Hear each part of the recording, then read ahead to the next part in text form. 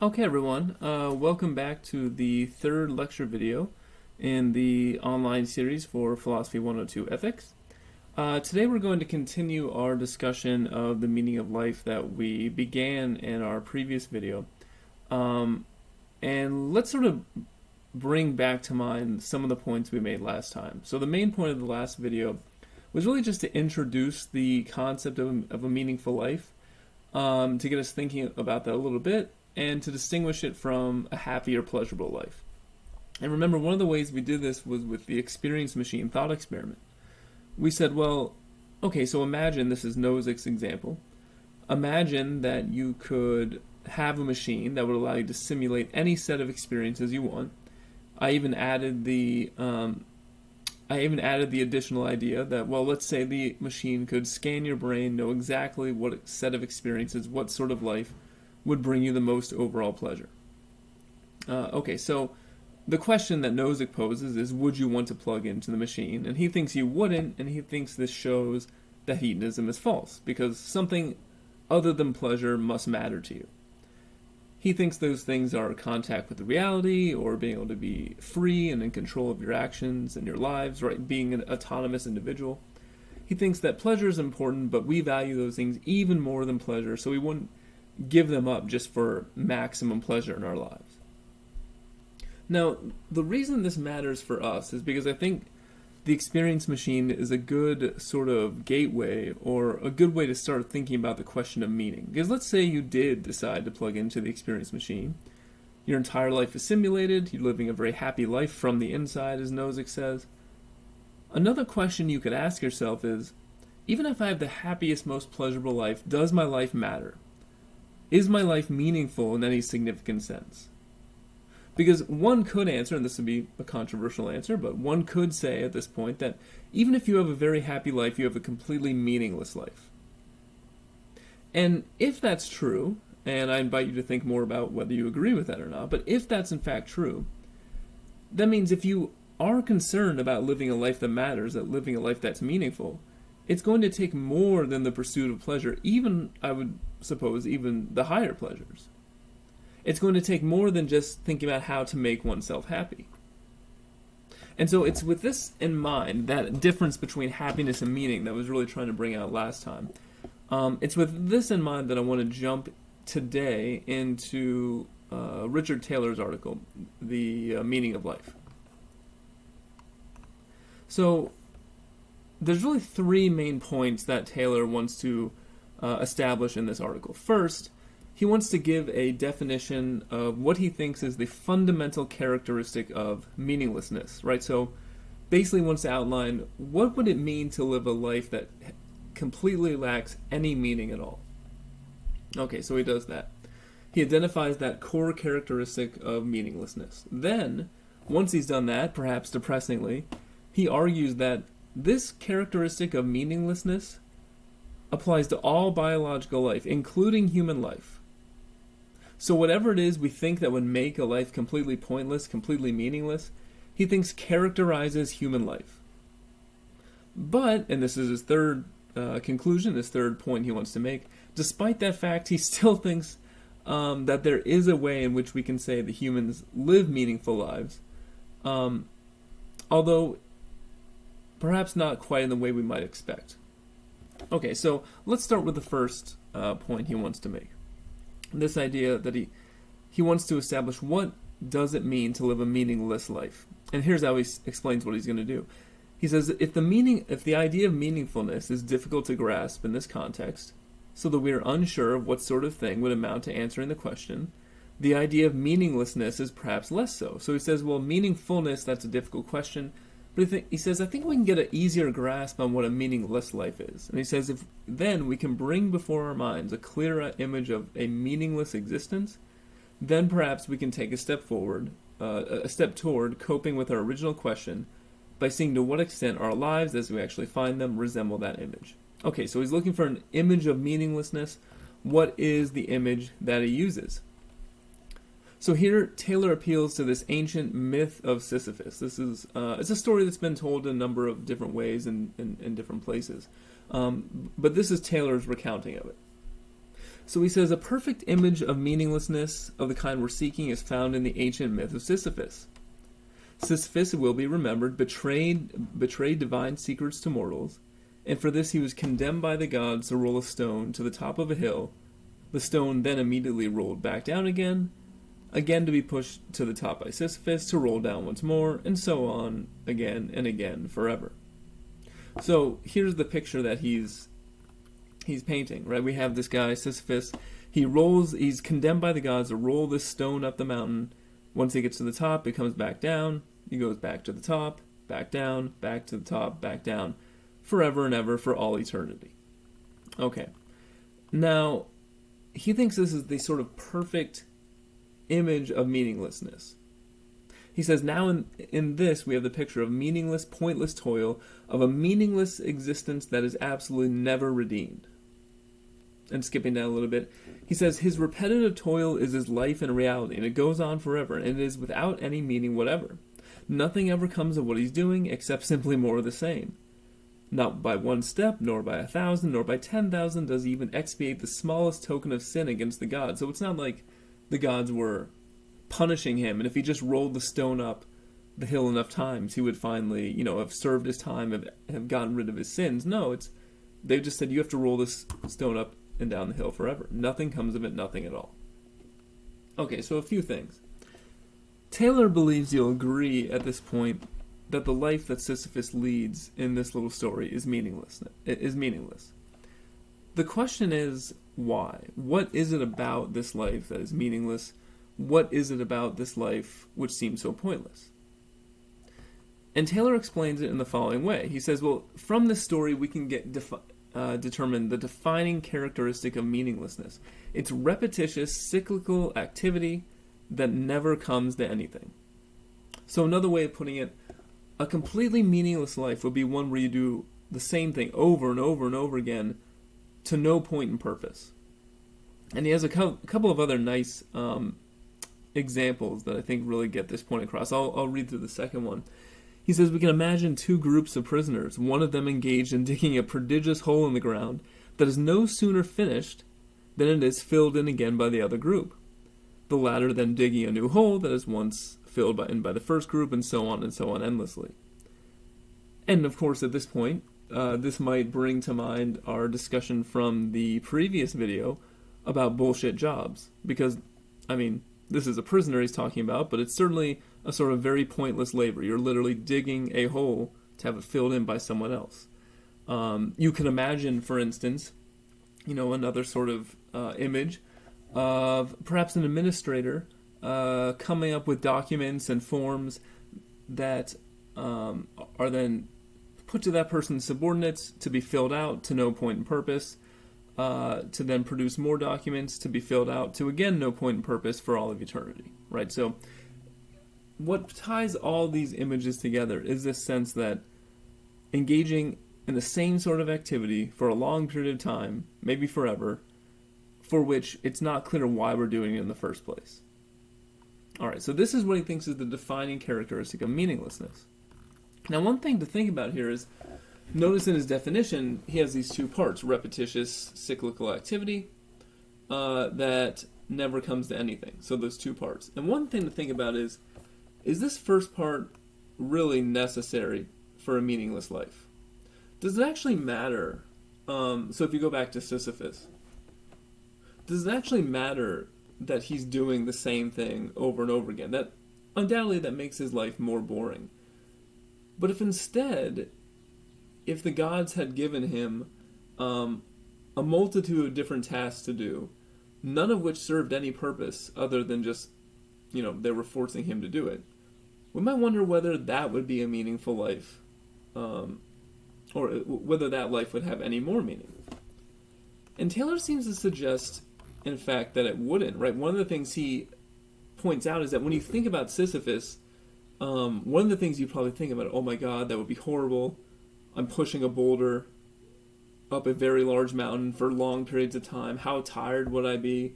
How much my muscles would be aching? How much pain I would be undergoing? It sounds awful. And how bored I would be, for sure. But that's all true, but Taylor says that's not really why we think this is a meaningless existence. He says what stands out in all such pictures as oppressive and dejecting is not that the beings who enact these roles suffer any torture or pain, nor is it that their labors are great. So, I mean, if you go back to the example of digging holes in the ground, right? I mean, that's not like labor way beyond the sort of things that people do. He had another example where he talked about people engaging in a relay race where they just pass a precious stone back and forth and do it for all eternity. That's not a great struggle. It's not great labor. But it's still, the work seems completely pointless. And he says it's not even the fact that Sisyphus' labors continue forever that deprives him of their meaning. Again, that would make him more boring. It makes him more toilsome. But that's not really the problem. Rather, he says, it is rather the implication of this, that these labors come to nothing. Ultimately, what Taylor thinks is really the defining characteristic of meaninglessness is just an activity that has no point, no purpose, no true end that's worth accomplishing. Okay.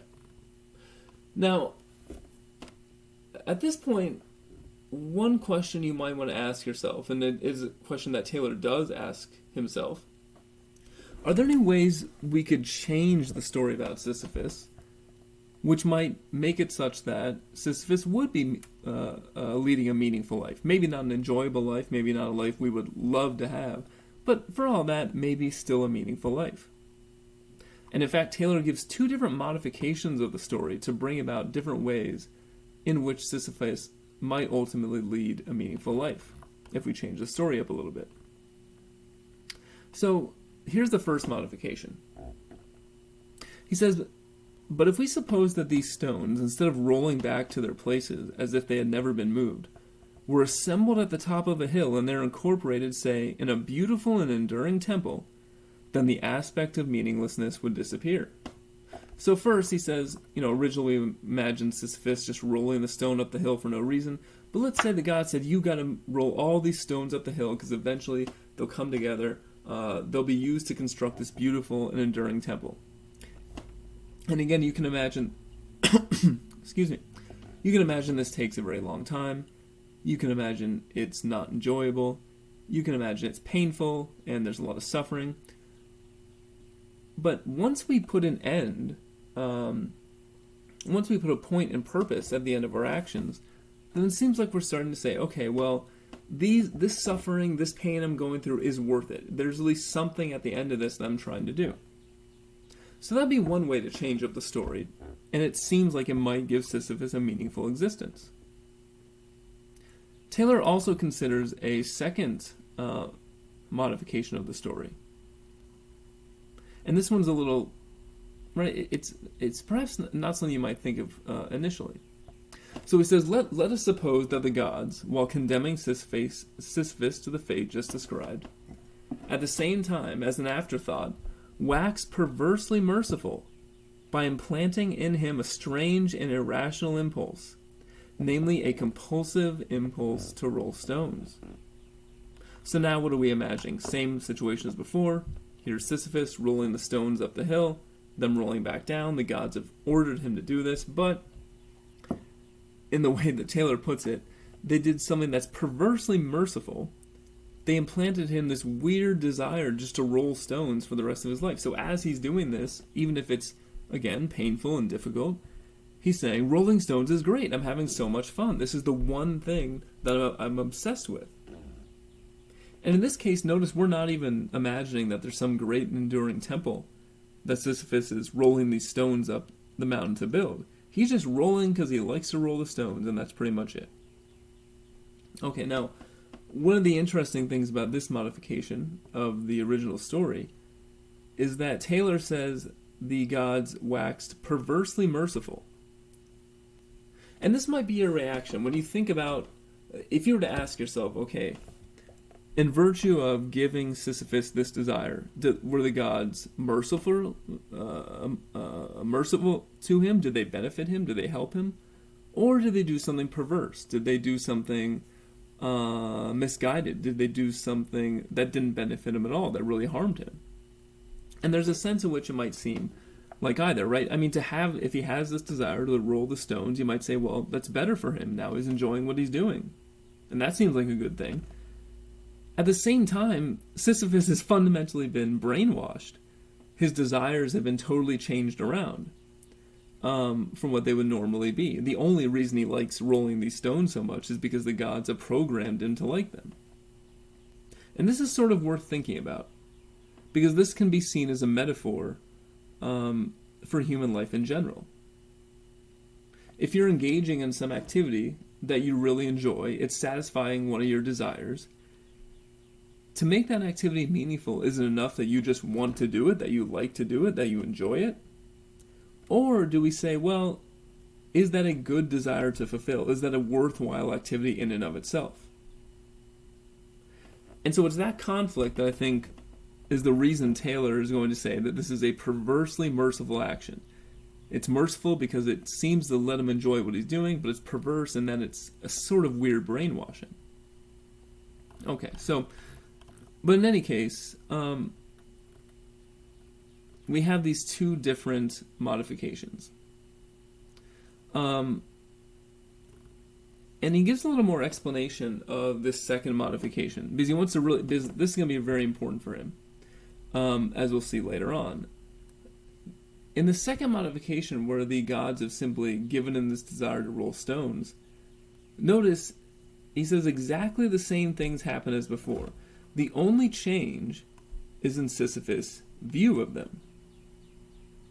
The only thing that has happened is this: Sisyphus has been reconciled to it, to rolling the stones, and indeed more, he has been led to embrace it, not however by reason or persuasion, but by nothing more rational than the potency of a new substance in his veins. So here's another way to think about the point Taylor's trying to make, or the question really he's trying to bring up. If you're engaging in an activity in your life that you find toilsome, boring, that seems to you to be pointless in a certain way, could that activity be made meaningful if you just changed your view of the situation? If you engage in some sort of meditative practice where you reconciled yourself to your life, if you were brainwashed, if somehow you were able to change your desires so that you desire doing the things you're doing right now, and none of your activities changed, all your activities were as repetitive, as boring, as pointless as they ever were. Right? Again, the example of a bullshit job is just a perfect example to plug in here.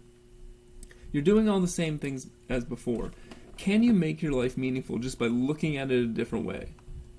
Just by somehow trying to encourage yourself to have a passion for the things you're already doing? And the reason this really matters is because it brings to light one of the major distinctions to get from this lesson, that there seem to be two different types of meaning. On the one hand, we have what we might call objective meaning. So this is a type of meaning that would come from you just doing things that are inherently valuable. So if you, and to a certain extent, this is what I think Mill is trying to get at with the higher pleasures, right? So you solve a difficult math problem, you engage in philosophical reflection, you understand beauty, you accomplish something very difficult in the athletic realm, which takes a lot of training. You form a great friendship, right? You're there for someone you love. All of these actions are the sort of actions that we think are just valuable in themselves, no matter what anyone else thinks of them. There's something objectively important about these things. And so that might be one type of meaning that we want, that maybe our lives could give us. But sometimes we talk about meaning in a different way, in a subjective sense. And subjective meaning comes not really from the importance of the activities you engage in, but what you think about those activities. It comes from how you view those activities. Is it something you enjoy? Is it something that feels important to you? To use Nozick's language from the Experience Machine, subjective meaning might be more about how you live your life from the inside. So, another way to think about this difference between objective and subjective meaning is this. So think about some of the example, and we'll come back to the experience machine in a minute, but think about some of the examples that we've looked at so far. We can explain these in terms of, in these cases, does the person have objective meaning, subjective meaning, both, neither? So think about the original story of Sisyphus. The very first version I told you without any modifications. Is his life objectively meaningful? It seems not, right? There's no valuable goal to be gained by rolling the stones up the hill.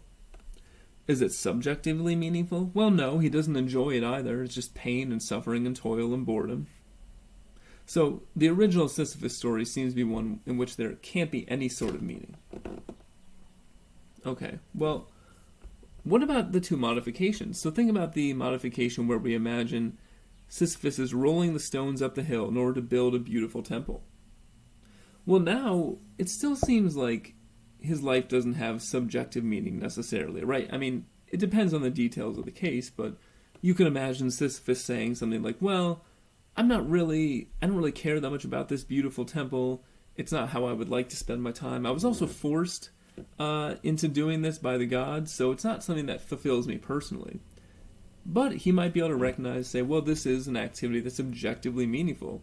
If I roll the stones up the hill, that contributes to there being a little more beauty in the world, and that's a good thing. So that modification seems to be a case where a life has objective meaning, but not subjective.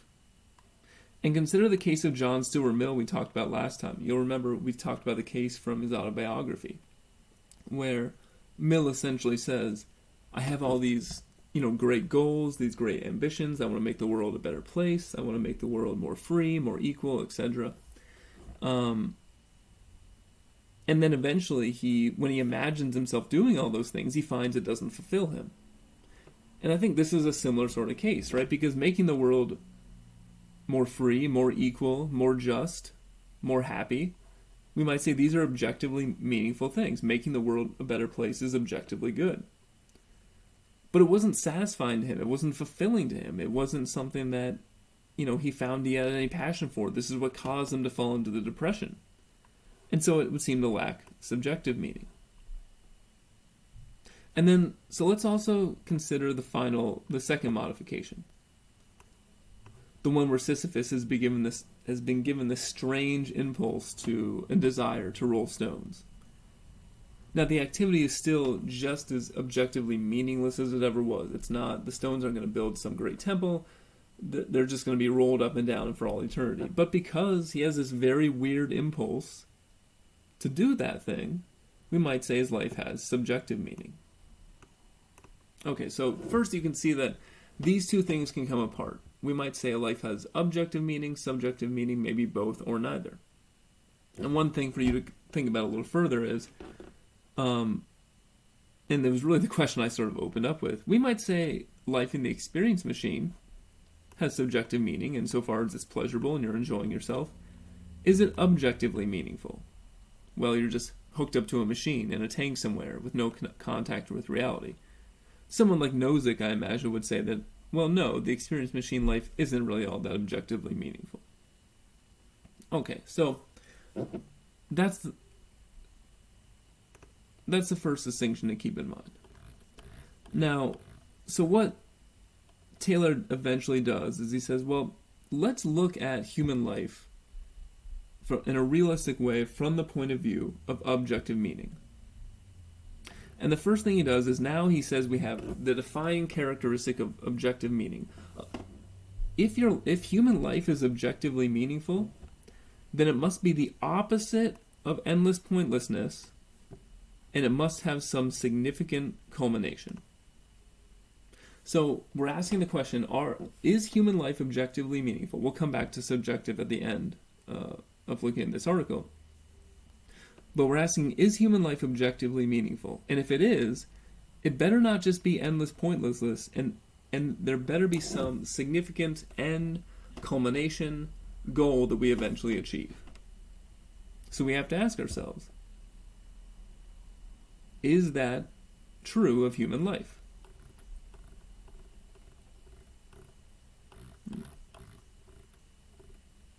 right? Another way to think about this is, which two modifications of the Sisyphus story best captures the nature of human life? Is our life more like the myth of Sisyphus, where there's some significant culmination at the end where we labor and struggle and do all sorts of things, and then there's finally a significant goal we achieve at the very end? Or is our life more like the second modification of Sisyphus, where we do a whole bunch of pointless stuff? We do a whole bunch of stuff with no end, no significant culmination.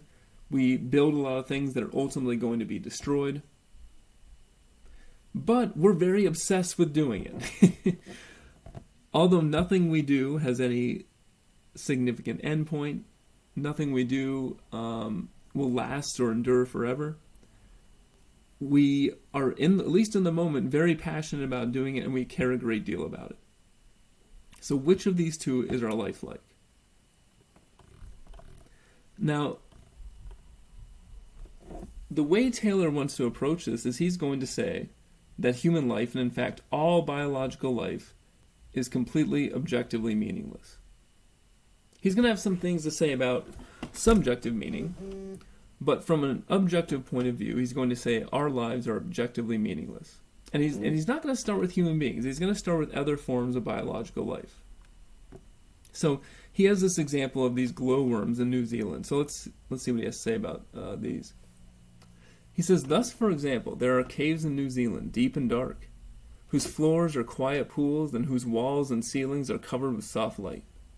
As you gaze and wonder in the stillness of these caves, it seems that the Creator has reproduced there in microcosm the heavens themselves until you scarcely remember the enclosing presence of the walls. So here's what he's talking about. It really is quite a sight. Here is a picture of these glowworms in New Zealand.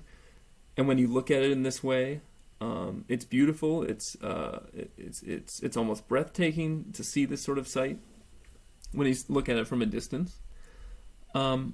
And you should sort of keep that metaphor in mind.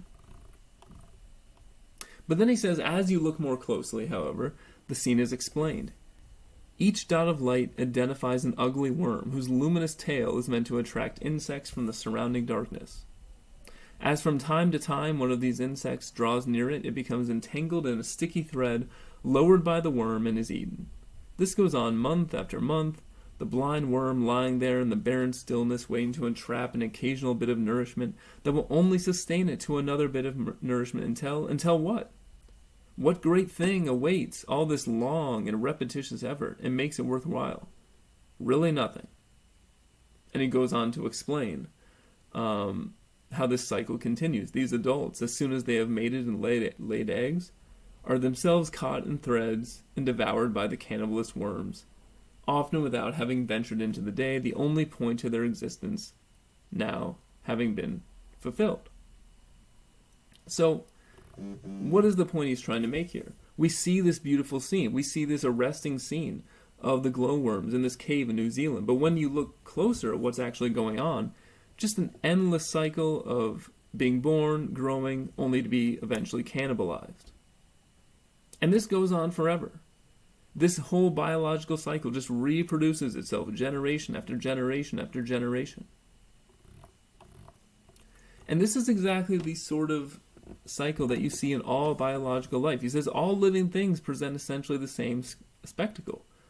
The larva of a certain cicada burrows into the darkness of the earth for 17 years, through season after season, to emerge finally in the daylight for a brief flight, lay its eggs and die. This all to repeat itself during the next 17 years, and so on to eternity.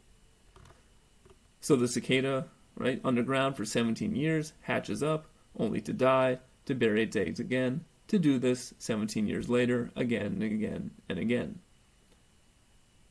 The birds fly south, only to fly back, every single season, over and over and over again, right? So he looks at all these examples of biological life and says you see the same sort of cyclical, repetitious pattern of biological life doing the same thing over and over again to essentially no point and purpose. And of course, the reason this matters is because, in a very real way, this represents or resembles what we said was the defining characteristic of meaninglessness. It actually very much resembles what we saw with Sisyphus. He says, then you realize there's no point to it at all, that it really culminates in nothing, that each of these cycles, so filled with toil, is to be followed only by more of the same. The point of any living thing's life is evidently nothing but life itself. So we have generation 1, which produces generation 2, and 3, and 4, and 5, and just goes on to eternity. And remember, we said a meaningful life has a significant culmination. So where is the significant culmination here? Where is the final end? Where is the important purpose that these forms of biological life are supposed to be producing? It seems they're essentially doing nothing but producing themselves over again, of causing the same cycle to occur. And again, one way to look at this, which is a topic we brought up to some extent in the previous video, is to think about through the lens of parenthood. So I'll never forget when I was in the hospital and Mason was born. One of the things I did was I texted my friend and I essentially said, what should I think about this? Is this going to improve my life? Will this make me happier? And, I guess he's a bit of a pessimistic individual in certain ways, but he said, no, it's not going to make you happier, but it will make your life more meaningful. We discussed that last time. But of course, the way he explained this was essentially the following, that you're making a sacrifice of yourself for another person. Yes, you might have to sacrifice some of your happiness, some of your freedom, some of the way you saw your life going. As we talked about last time, you'll experience more negative emotion. You might be more depressed. But you're doing this for the sake of an individual. So I said, well, that makes sense. I mean, yeah, of course we praise people who sacrifice for the sake of others. But then at the same time, I imagined Mason growing up. Let's say he decides to become a parent.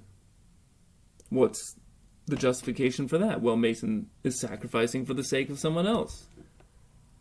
And then why is he doing that? So they can sacrifice for the next generation. So they can sacrifice for the next generation.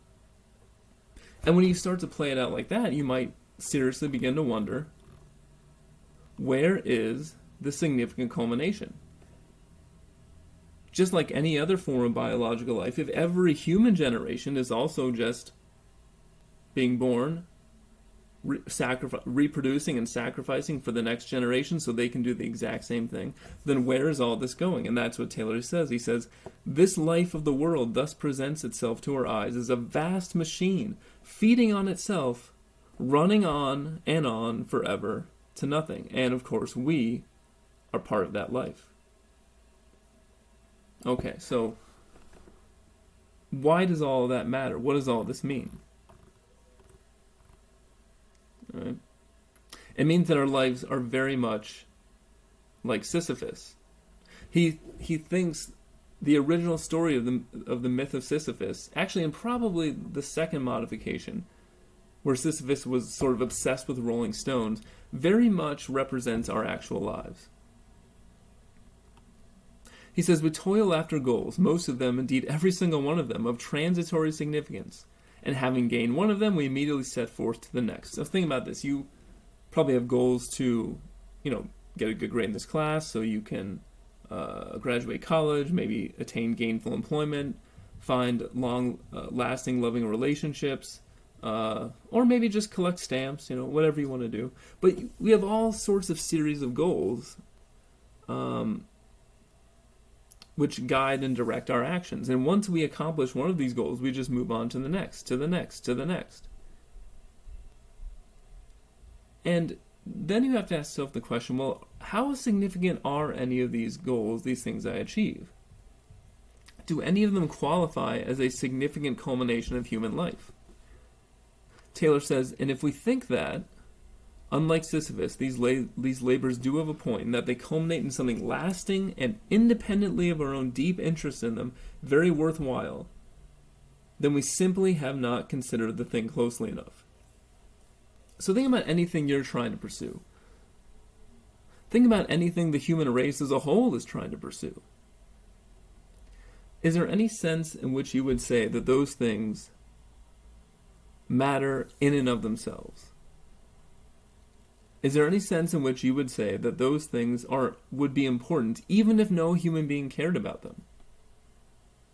Most of the projects you probably pursue, you might admit, wouldn't really matter that much if you didn't care about them. If you didn't desire them, then it would be fine to drop them. They don't have so much inherent value.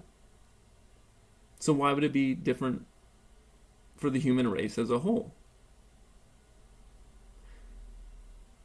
Any good that human beings are trying to pursue, that we're doing as a collective, if we all just decide it was not very important anymore, then it's not clear that whatever that goal is would necessarily have its own inherent worth.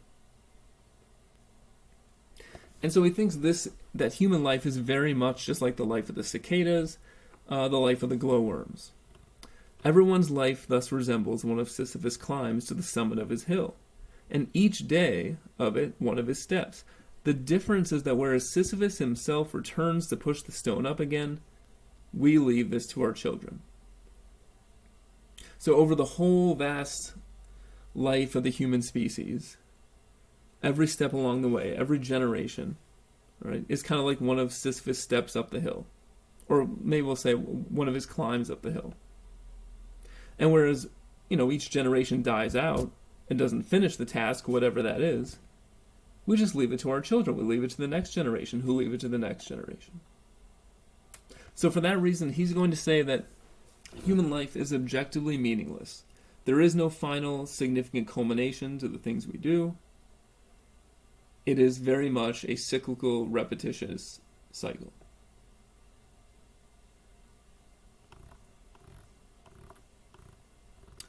Now,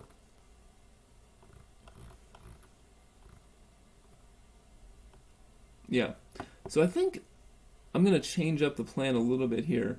I'm going to cut this video here at this point, and I'm going to pick up the last part of Taylor's article in a separate video. So once again, thank you for watching. Hope you find the videos helpful, and I will see you in the next one.